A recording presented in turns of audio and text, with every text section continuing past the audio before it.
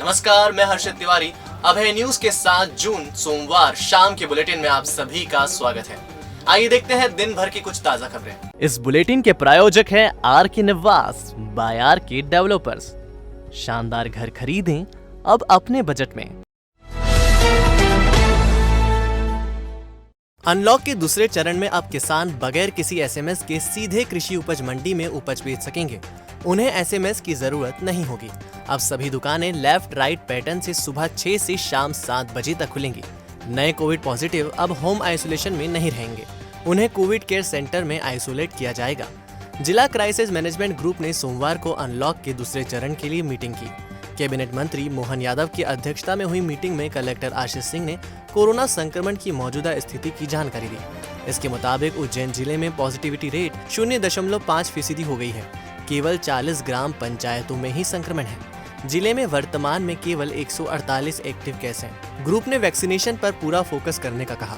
Vaccination के लिए जिले में अभियान भी चलाने का फैसला किया। जन अभियान परिषद के उपाध्यक्ष विभाष उपाध्याय ने कहा कि मैं भी कोरोना वॉलंटियर के तहत वॉलंटियर बने लोगों का उपयोग वैक्सीनेशन कार्य में किया जा सकता है। जो हमारे अपने कृषि उपज मंडी में एसएमएस से किसानों को लाने के लिए जो बंधन लगाया था, आज वो बंधन हटा रहे हैं। लेफ्ट राइट की दृष्टि से तो हमारा बाजार चालू रहेगा, लेकिन सायंकाल जो 6 बजे तक का नियम था, अभी उज्जैन में 1 घंटा हमने उसको बढ़ाया है। अब ये रोज 6 के बजाय 7 बजे तक बाजार खुले रहेंगे। इसी प्रकार से जो टीकाकरण है, इसकी गति बढ़ाने के लिए इसकी संपूर्ण समीक्षा की है। कोशिश कर रहे हैं कि अब 18+ वाले भी जो ग्रामीण क्षेत्र में अभी टीके कम थे, उनकी भी संख्या बढ़ाते हुए 44+ वालों को भी लगाते हुए और 18+ वालों को भी लगाने के लिए समान रूप से उनकी सबकी बात मानी है। नरवर की विवादित 67 बीघा जमीन का मामला उलझ गया है। इंदौर के इस्लाम पटेल के बेटे अंजुम पटेल ने सोमवार को जमीन के नामांतरण के दस्तावेज पेश किए, जबकि हिमावत सिंह झाला ने कहा कि जमीन पर हमारा कब्जा है। जमीन कैसे बिकी और कैसे नामांतरण हुआ, इसकी जानकारी नहीं है। कोर्ट में नामांतरण के खिलाफ स्टे लगा दिया है। 20 लाख रुपए प्रति बीघा कीमत वाली जमीन को जोतने के लिए नरवर में रविवार को विवाद हुआ था। सांप्रदायिक तनाव की हालत बनने पर पुलिस और प्रशासन के अधिकारी नरवर पहुंचे थे। सोमवार को अंजुम पटेल ने मां साइना के साथ प्रेस कॉन्फ्रेंस की। पटेल ने जमीन के दस्तावेज बताते हुए कहा कि 3 साल पहले उनके पिता इस्लाम पटेल ने इंदौर के मणिभद्र सेन से जमीन का सौदा 2 किश्तों में किया था। 7.45 हेक्टेयर यानी करीब 37 बीघा जमीन उन्होंने अपने नाम से और शेष 6 हेक्टेयर जमीन यानी 30 बीघा जमीन अपनी मां साइना के नाम से 3 लाख रुपए बीघा के हिसाब से खरीदी थी। इसके लिए 2 करोड़ 1 लाख रुपए अदा किए थे। 30 जनवरी 2019 को दोनों जमीन का नामांतरण भी हो गया। नामांतरण होने के बाद ऋण पुस्तिका भी तैयार करवा ली गई। चूंकि जमीन की कीमत अदा की जा चुकी थी, नामांतरण भी हो चुका था, इसलिए रविवार को जमीन हाँकने आए थे, लेकिन गांव वालों ने विरोध किया और हमें गुंडा साबित कर दिया, जबकि हम संभ्रांत परिवार से हैं। कल जो नरवल में मेरी ज़मीन है, वहाँ मैं खेती करने गया था, तो हेमावत सिंह और उनके गुंडों ने मुझे और मेरे कर्मचारी पे हमला किया और 150-200 आदमी थे, सब दारू पी रखी थी उन्होंने। और वहाँ पर आए और बोले कि ज़मीन पे हमारा स्टे हो चुका है।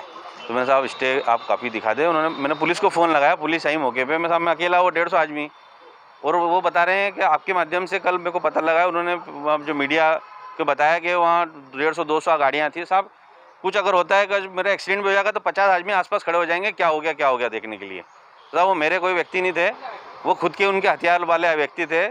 अब मैं इंदौर से यहाँ आता हूँ खेती करने, 1.5 घंटा लगता था आने में। अब 1.5 इतने व्यक्ति को लेके आऊँगा तो फिर उनको कैसे संभालूंगा 1.5 घंटे। स्टे हमको नहीं मिला, सब कुछ कॉपी नहीं हमारे पास, तो कैसे पता लगा किस चीज़ का स्टे लिया। उन्होंने तो बस ओरली बोल रहे थे, वर्बली के यहाँ स्टे दिया है।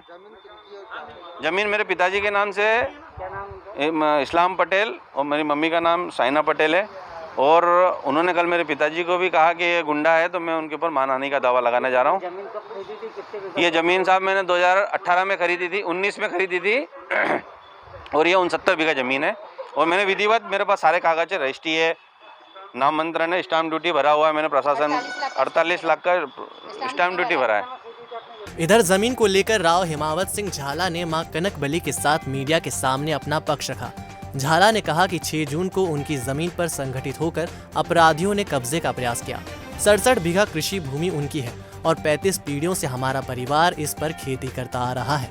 इंदौर के इस्लाम पटेल ने षड्यंत्र पूर्वक जमीन की रजिस्ट्री अपने नाम करा ली। यह जिस मणिभद्र सेन से जमीन की खरीदी करना बता रहे हैं, उसे जमीन बेचने का हक ही नहीं है। हमने रजिस्ट्री के खिलाफ रेवेन्यू कोर्ट और सिविल कोर्ट में अपनी आपत्ति दर्ज कराई है। कोर्ट को हमने बताया है कि जिससे जमीन खरीदी गई है वह बेचने का अधिकारी नहीं है। तहसील कोर्ट में मामले की जांच जारी है। एसडीएम कोर्ट ने स्टे दे रखा है। झाला ने आरोप लगाया कि रविवार के घटनाक्रम में पुलिस की गतिविधि भी संदिग्ध थी। सीएसपी हेमलता अग्रवाल हम लोगों को धमका रही थी। वह विरोधी पक्ष को खेती करने के लिए निर्देशित कर रही थी, जबकि जमीन पर कब्जा लेने के लिए 5 4 व्हीलर से हथियारबंद बदमाश आए थे। इनकी गिरफ्तारी की जानी चाहिए थी, लेकिन इन्हें क्लीन चिट देकर भेज दिया गया। झाला ने कहा कि इन अपराधियों के कारण उनकी मां एवं परिवार को जान का खतरा है और कल को कोई जनहानि होगी तो उसकी जिम्मेदारी प्रशासन की होगी। हमने ये बोला कि जिनको पहुंचाना है स्टे, हमने उनको पहुंचा दिया है। जो थाना प्रभारी थी उनको पहुंच गया था स्टे, क्योंकि उन्होंने एसडीएम साहब ने एक दिन पहले ही स्टे दिया था और सैटरडे संडे शनिवार रविवार को छुट्टी होती। वो ऐसा बोल रहे हैं कि उनका नाम है, मगर हम लोग ने उस पर स्टे ले रखा। तो से संबंधित आपको कोई प्रॉब्लम थी तो आप एसडीएम कोर्ट में जाते ना, आप डायरेक्ट अपने लोगों को लेके क्यों आए वहाँ? और लॉकडाउन के दिन तो हम लोग को तो भाई आप बंदूकें लेकर आ रहे हैं, आप ऐसे ही चले आए। आपने 2 जिला क्रॉस कर लिया, किसी ने देखा नहीं कि हम लोग के साथ जो आसपास के गांव वाले थे वो थोड़े बहुत इकट्ठे हो गए। नहीं तो हम लोग के तो हमको तो जान आने का खतरा है। शहर में चल रहे टाटा के सीवरेज पाइपलाइन प्रोजेक्ट से सांसद नाराज हैं। उन्होंने लेवलिंग सहित अन्य दिक्कतों को लेकर नगरीय प्रशासन मंत्री को पत्र भेजा है। इसमें काम ठीक से कराने का अनुरोध किया है। शहर में टाटा की सीवरेज पाइपलाइन का काम 2 साल से चल रहा है। शहर के 36 वार्डों में पूरी तरह और 9 वार्डों में आंशिक तौर पर सीवरेज के लिए पाइपलाइन डाली जा रही है। शुरुआत से ही विवादों में घिरे इस प्रोजेक्ट में गली मोहल्लों और मुख्य सड़कों की बेतरतीब खुदाई की गई है। सीवरेज लाइन के लिए बनाए गए चैम्बरों के निर्माण पर भी ध्यान नहीं दिया गया और यह ऊंचे नीचे बना दिए हैं। इसकी वजह से हादसे भी हो रहे हैं। अब प्रोजेक्ट पर सांसद अनिल फिरोजिया ने ही सवाल खड़ा कर दिया है। सांसद ने नगरीय प्रशासन मंत्री भूपेंद्र सिंह को भेजे पत्र में लेवलिंग ठीक से नहीं होने और बारिश में पाइपलाइन चोक होने का हवाला दिया है। इस संबंध में नगर निगम कमिश्नर क्षितिज सिंगल ने कहा कि सांसद ने लेवलिंग को लेकर आपत्ति दर्ज कराई है। 1-2 जगह पर ऐसी स्थिति है, इसे ठीक करवा देंगे। जहां तक काम की गति धीमी होने पर आपत्ति लेने का सवाल है, पत्र में सांसद ने काम की गति की तेजी की सराहना की है। सीवरेज में बहुत अनियमितता देखने को मिली है। उसने जो उनने गड्ढे करे हैं और उसका जो मापदंड है और जो गाइडलाइन है, उन दोनों में अंतर है और काफ़ी पूरा शहर को भी खोदा है, जिसमें बहुत अनियमितता है। और पाइपलाइन जो डाले जा रहे हैं वो ऐसे है कि ये चौक होंगी और चौक होगी तो शहर में पानी भरेगा। तो मैंने लेटर लिखा है माननीय हमारे मंत्री जी को और मैंने अभी कमिश्नर से भी बात करी है, उनको निर्देशित करा कि इसकी जांच करें। देखिए, वो पत्र की जानकारी मुझे मिली है, वो सभी जगह का कहीं इशू नहीं है। कुछ एक पर्टिकुलर लोकेशन का उन्होंने बताया है कि जहाँ लेवलिंग का इशू है और उसके लिए लगातार उसका जैसे ही हम लोगों को जानकारी मिली है, हम लोग उसकी जांच करवा के अगर वास्तव में कुछ गलती हुई है तो उसको ठीक करा लिया जाएगा। यदि किसी की जानबूझ के किसी गलती किसी ने गड़बड़ की है तो उसके खिलाफ कार्रवाई। मेरे ख्याल से आप अगर उस पत्र को पढ़ेंगे तो माननीय सांसद जी ने कार्य की गति को सराहा है। हमारे देश में क्रिकेट की दीवानगी किसी से छिपी नहीं है। गली गली और मोहल्लों में क्रिकेट खेलने हमारे युवा इस खेल के लिए किसी भी हद तक जा सकते हैं। देश के युवाओं की इस दीवानगी को मद्देनजर रखते हुए उज्जैन के मुकेश पांड्या ने घास मंडी चौराहे के पास क्रिकेट की थीम पर एक कैफे खोला है। उज्जैन के शपड़क मार्ग पर क्रिकेट की थीम पर बने इस कैफे को हाउस एट कैफे का नाम दिया गया है। आपको बता दें कि यहाँ पर शासन द्वारा निर्धारित कोरोना की सभी गाइडलाइन का पालन किया जा रहा है। कोरोना की वजह से लगे लॉकडाउन ने भले ही कैफे और रेस्टोरेंट्स के लिए तमाम परेशानियां खड़ी कर दी हो, बावजूद इसके क्रिकेट की खूबसूरत थीम और अपने लाजवाब स्वाद की वजह से हाउस एट कैफे युवाओं के लिए आकर्षण का केंद्र बन चुका है। हाउस एट कैफे के संचालक मुकेश पांड्या ने लोगों से अपील की है, उनकी तरह सभी को कोरोना गाइडलाइन का पालन करना चाहिए और टीकाकरण भी करवाना चाहिए। जो भी गवर्नमेंट ने नॉर्म सेट किए हैं कोरोना को लेकर, जो भी गवर्नमेंट ने नॉर्म सेट किए हैं, उन सब चीज़ों का फॉलो करना चाहिए लोगों को। और सेकेंडरी वैक्सीनेशन जो गवर्नमेंट इतनी तेज़ी से कर रही है तो उसमें पार्टिसिपेट करना चाहिए हर आदमी को, क्योंकि बहुत ज़रूरी है। और इसके अलावा जो भी प्रॉपर सैनिटाइजेशन, मास्क है, इन सब चीज़ों का ध्यान रखना चाहिए बारीकियों से। कोरोना महामारी में सार्थक भूमिका निभाता अमलतास हॉस्पिटल। यहाँ है 550 बिस्तरों वाला सर्व सुविधा युक्त कोविड वार्ड, जिसमें 100 बेड का आईसीयू और 450 बेड ऑक्सीजन सुविधा से लैस है। अमलतास इंस्टीट्यूट ऑफ मेडिकल साइंस के संस्थापक सुरेश सिंह भदौरिया व चेयरमैन मयंक राज सिंह भदौरिया के मार्गदर्शन में हॉस्पिटल की ट्रेंड स्टाफ और अनुभवी चिकित्सकों की टीम हर पल मरीजों की सेवा के लिए तैयार रहती है। ये पहला ऐसा हॉस्पिटल है जहां का एक भी स्टाफ संक्रमित नहीं हुआ। एकमात्र अस्पताल जो उज्जैन, आगर, देवास और शाजापुर के 1600 से ज्यादा कोरोना मरीजों का उपचार कर उन्हें सकुशल घर भेज चुका है। हर वक्त है आपके साथ अमलतास हॉस्पिटल। हमारा पता है बांगरगांव, देवास उज्जैन हाईवे 7272426514 और 7024107416। हेल्थ विभाग की चरक भवन मल्टी में चतुर्थ श्रेणी कर्मचारियों को भी मकान आवंटित करने की मांग लघु वेतन कर्मचारी संघ ने की है। सोमवार को संघ के जिला अध्यक्ष लक्ष्मी नारायण गुप्ता ने बृहस्पति भवन में कलेक्टर आशीष सिंह एवं कैबिनेट मंत्री मोहन यादव से चर्चा की और चतुर्थ श्रेणी कर्मचारियों को भी मकान आवंटित करने की मांग की। गुप्ता ने बताया कि इस संबंध में सीएमएचओ डॉक्टर महावीर खंडेलवाल से भी मुलाकात की थी और उनसे भी चतुर्थ श्रेणी कर्मचारियों को मल्टी में मकान आवंटित करने का निवेदन किया है। ये मध्य प्रदेश लघु वेतन कर्मचारी संघ की तरफ से जो जिला चिकित्सालय के अंदर जो चरक भवन में जो क्वार्टर नए बने हैं उसके अंदर चतुर्थ श्रेणियों को नज़रअंदाज किया जा रहा था। उसमें खंडेलवाल साहब से हमारी मुलाकात हुई। उन्होंने कहा कि ये कलेक्टर महोदय के उसमें पावर में है, अगर वो यह अनुशंसा करते हैं तो आप लोगों को भी इसकी पात्रता होगी, चतुर्थ श्रेणियों को भी क्वार्टर दिए जाएंगे। इस विषय में हमने कलेक्टर महोदय को आज ज्ञापन दिया है और साथ ही प्रभारी मंत्री महोदय मोहन यादव साहब को भी हमने ज्ञापन दिया है और दोनों ही द्वारा हमारी मांगों को आश्वासन मिला है। महाकाल मंदिर एवं अन्य धर्मस्थल अभी आम दर्शनार्थियों के लिए बंद ही रहेंगे। महाकाल मंदिर जब भी खुलेगा वैक्सीनेशन और कोविड नेगेटिव सर्टिफिकेट अनिवार्य होगा। धर्मस्थल खोलने पर फैसला 15 जून के बाद होने की संभावना है। जिला क्राइसिस मैनेजमेंट ग्रुप की मीटिंग में महाकाल मंदिर एवं अन्य धर्मस्थल खोलने पर सोमवार को कोई फैसला नहीं हो सका। मीटिंग के बाद सांसद अनिल फिरोजिया ने बताया कि अभी राज्य शासन की गाइडलाइन मुताबिक अनलॉक किया जा रहा है। फिलहाल धर्मस्थल अभी नहीं खोले जा रहे हैं। महाकाल मंदिर में दर्शन के लिए वैक्सीनेशन एवं कोविड नेगेटिव सर्टिफिकेट अनिवार्य होगा। महाकाल मंदिर में हम जब भी मतलब दर्शनार्थियों के लिए चालू करेंगे तो ये विचार कर रहे हैं कि भाई पहले वैक्सीनेशन जो करा के आए हैं उनका प्रमाण पत्र लेके आए, उनको दर्शन करने देंगे। उसके बाद फिर जो अपना निगेटिव का प्रमाण पत्र लाएंगे उनको दर्शन, ऐसे करके धीरे धीरे महाकाल के दर्शनार्थियों के लिए दर्शन खोलेंगे। वायरस के प्रभाव को कम करने के लिए करवाएं अपने ऑफिस, घर, दुकान, क्लिनिक, गोडाउन, 4 व्हीलर्स गाड़ियों का उच्चतम क्वालिटी के केमिकल से सैनिटाइजेशन और करें अपनी और अपनों की सुरक्षा। Manish chemicals, Pandya Khedi, Ujjain.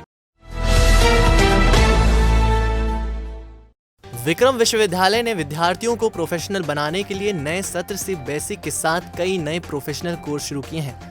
Self finance mode पर इसी सत्र से शुरू होने वाले इन कोर्सों में प्रवेश लेने की सूचना यूनिवर्सिटी ने जारी कर दी है। 31 अगस्त तक इन कोर्सेज में प्रवेश लिए जा सकेंगे। अभय न्यूज ने इस संबंध में कुलपति प्रोफेसर अखिलेश कुमार पांडे से चर्चा की। कुलपति प्रोफेसर अखिलेश कुमार पांडे ने जानकारी दी कि बेसिक के साथ प्रोफेशनल कोर्स की जरूरत महसूस की जा रही थी।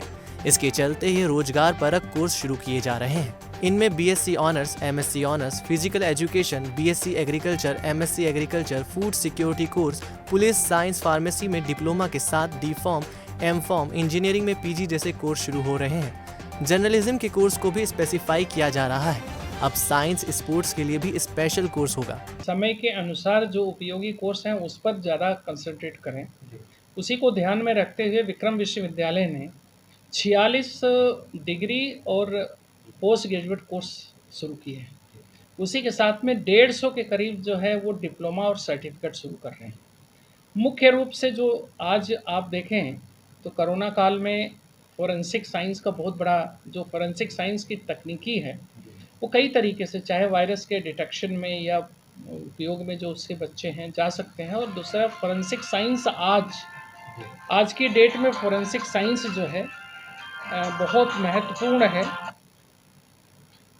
फोरेंसिक साइंस में इसलिए महत्वपूर्ण है कि लॉ का पैटर्न पूरा चेंज हो रहा है।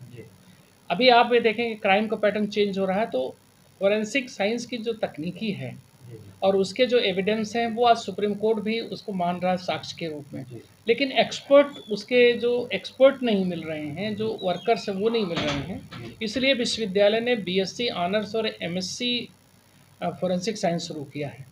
आज खाद्य पदार्थों का वैल्यू एडिशन बहुत ज़रूरी है कि मतलब हम सीधे जैसे गेहूं भी पैदा कर रहे हैं तो किसानों को कैसे डबल इनकम मिले, ये सरकारों की प्रायोरिटी में है।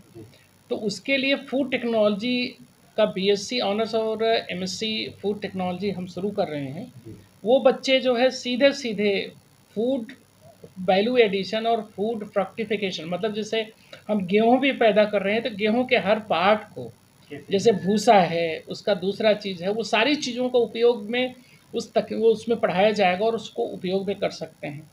और इसी तरीके से जैसे एमएससी इलेक्ट्रॉनिक्स हम शुरू कर रहे हैं। हमारे विश्वविद्यालय में इलेक्ट्रॉनिक्स नहीं था, लेकिन हम इलेक्ट्रॉनिक्स शुरू कर रहे हैं। फिजिकल एजुकेशन, शारीरिक शिक्षा, जो हमेशा मतलब देखा जाए तो एवरग्रीन सब्जेक्ट है।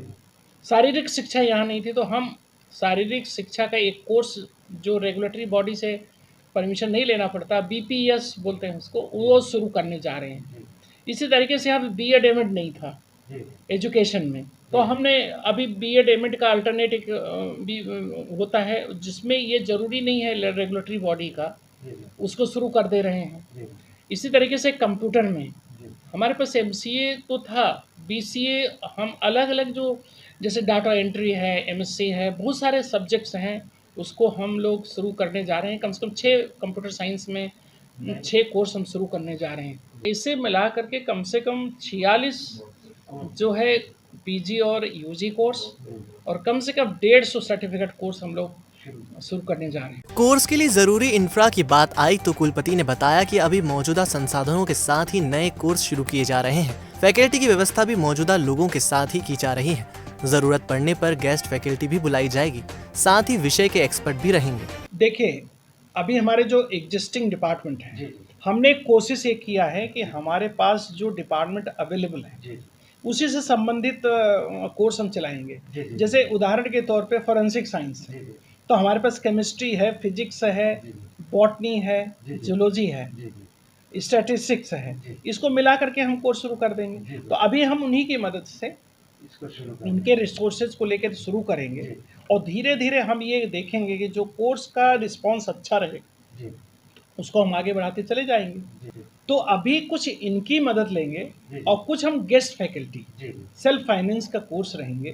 तो अभी क्या है, अतिथि विद्वान हैं, कुछ यहाँ के जो आसपास के एक्सपर्ट हैं, जैसे यहाँ पे एग्रीकल्चर डिपार्टमेंट है, एग्रीकल्चर डिपार्टमेंट के लोगों को लेकर के हम अभी कोर्स स्टार्ट करेंगे। तो अभी धीरे धीरे व्यवस्था करते चले जाएंगे। नए एग्रीकल्चर कोर्स के लिए विक्रम विश्वविद्यालय में जमीन की उपलब्धता के बारे में कुलपति ने कहा कि यूनिवर्सिटी के पास जमीन की कमी नहीं है। यूनिवर्सिटी के पास काफी जमीन है। प्राइमरी तौर पर यह कोर्स शुरू करने के लिए मुफीद है। एग्रीकल्चर कोर्स के लिए एग्रीकल्चर के लोकल विशेषज्ञों की मदद भी ली जाएगी। कृषि की आजकल बहुत डिमांड है। कृषि का कोर्स जो है हम इस बार जो है बीएससी ऑनर्स एजी एग्रीकल्चर हम शुरू करने जा रहे हैं और आगे चल के थोड़ी सी हमारी व्यवस्था हो जाएगी तो हम उसमें जो है एमएससी एग्रीकल्चर भी हम शुरू करने जाएंगे। तो इस तरीके से सारे जो डिसिप्लिन यहाँ पे नहीं था उनको सारा हम लोग शुरू करने जा रहे हैं और कुछ मॉडिफिकेशन भी कर रहे हैं। अपनी ज़मीन भी है हमारे पास और यदि मिल जाता है तो उस पर हम उस तरीके के और कोर्स, उससे हम नर्सिंग शुरू करेंगे। कोर्स की फीस के बारे में चर्चा में कुलपति ने बताया कि कोर्स सेल्फ फाइनेंस होंगे। आगे इन्हें यूनिवर्सिटी मद में लिया जा सकेगा। कुलपति ने कोर्स के सेल्फ फाइनेंस करने की विविधता भी बताई। उनके मुताबिक सरकारी स्तर पर कोर्स को यूनिवर्सिटी मद में शामिल कराने की प्रोसेस बहुत लंबी है। हालांकि इसमें मदद मिल रही है, लेकिन इस मदद के मिलने के पहले ही कोर्स शुरू हो जाए, इसलिए सेल्फ फाइनेंस की व्यवस्था की गई है। हम तो अभी सेल्फ फाइनेंस के कोर्स रहेंगे, लेकिन धीरे धीरे हम उसको कन्वर्ट करेंगे रूटीन के कोर्स, क्योंकि अभी तत्काल हमको पोस्ट जो सैंक्शन होती है विश्वविद्यालय को, उसका एक तरीका है। हम यहाँ से प्रपोजल भेजेंगे, वो उच्च शिक्षा को जाएगा, उच्च शिक्षा वित्त विभाग को भेजेगा, मतलब थोड़ी लंबी प्रक्रिया होती है। तो उसके लिए मतलब हालांकि माननीय मंत्री जी इस विश्वविद्यालय के लिए उनका बिल्कुल एफर्ट्स, बहुत एक्स्ट्रा एफर्ट्स उसको लगा रहे हैं, तो हमें मिल जाएगा। लेकिन उसमें फिर भी टाइम लगेगा, तो हम कोर्स शुरू करें। अभी हम सेल्फ फाइनेंस से व्यवस्था करेंगे, क्योंकि इसके लिए थोड़ा फंड जो है अभी विश्वविद्यालय से फंड हमको जनरेट करना पड़ेगा। लेकिन धीरे धीरे, जैसे फूड टेक्नोलॉजी है, फोरेंसिक साइंस है, ये कोर्स हम डिपार्टमेंट ऑफ बायोटेक्नोलॉजी, थोड़ी नॉर्मल सिचुएशन हो जाती तो वहाँ से फंड्स लाएंगे, तो जो प्रोजेक्ट्स आएंगे, दूसरी चीज़ें रहेंगी, उससे इंफ्रास्ट्रक्चर डेवलप हो जाएगा। तब धीरे धीरे इसको रूटीन कोर्स में चेंज करेंगे। उज्जैन में अंकुर योजना अंतर्गत दिव्यांग फाउंडेशन के द्वारा विकासखंड बड़नागर, खासरोड, तराना, महिदपुर, उज्जैन एवं घटिया में त्रिवेणी, अशोका एवं फूलदार पौधों का रोपण किया गया। कलेक्टर ने स्मार्ट सिटी, यूडीए, मंदिर प्रशासन व नगर निगम के अधिकारियों की बैठक ली, जिसमें कोरोना के कारण रुके हुए कार्यों में गति लाने के निर्देश दिए हैं। सोमवार को भारत सरकार के दिशा निर्देश अनुसार रेलवे कर्मचारियों एवं उनके परिजनों के लिए टीबी, एचआईवी और डायबिटीज स्क्रीनिंग का कैंप प्लेटफॉर्म क्रमांक 1 पर आयोजित किया गया। इसमें क्षय रोगों के संभावित लक्षणों वाले मरीज एवं पोस्ट कोविड मरीजों में क्षय रोग की स्क्रीनिंग की गई। सोमवार को प्रदेश के उच्च शिक्षा मंत्री डॉक्टर मोहन यादव ने सरी सर्प संरक्षण शोध केंद्र में राज्यसभा सांसद निधि से सभागृह निर्माण हेतु भूमि पूजन किया। सभागृह निर्माण की कुल लागत 25 लाख रुपए है। इसका निर्माण नगर पालिका निगम द्वारा किया जाएगा। पिछले हफ्ते चलती ट्रेन में इंदौर निवासी युवती मुस्कान की हत्या करने वाले आरोपी सागर सोनी ने सीहोर जेल में खुद की टी-शर्ट फाड़कर सेल के दरवाजे पर फंदा बनाकर आत्महत्या कर ली। जिला जेल सीहोर और पुलिस प्रशासन जांच में जुटी। तो आपने देखा हमारा बुलेटिन। आपको हमारा बुलेटिन कैसा लगा, इसका फीडबैक कमेंट सेक्शन में जरूर दीजिएगा। कल फिर मिलेंगे नए बुलेटिन के साथ। नमस्कार।